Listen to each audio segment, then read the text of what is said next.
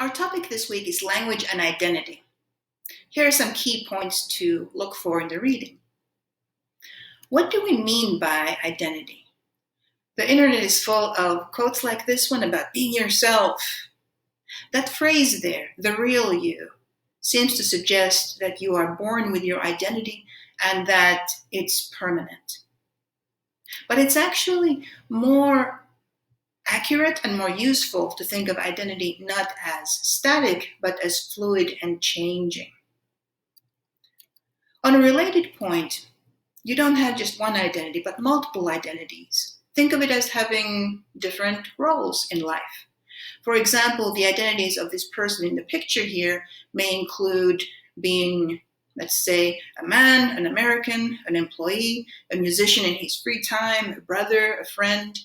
And in a given situation, some of these identities will be more relevant to that situation and will come to the foreground. Another point related to identity being fluid is that each one of us can choose which of these multiple identities to enact at a given time. But of course, there are some limits on this freedom of choosing an identity. For example, in my case, it's not an option for me to identify as a teenager. So for a given identity, if you don't look or sound the way that other people expect you to, they may not accept your claim to that identity. We mentioned several times enacting or claiming or constructing an identity. How does it actually work?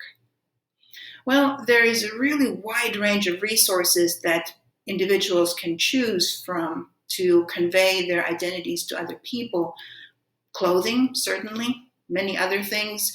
But for us, it's really relevant to think about what kinds of linguistic choices you could make to construct your identity. So what about word choice? Maybe much of the time you use the word eat, but if it's a formal occasion, maybe you use dine instead.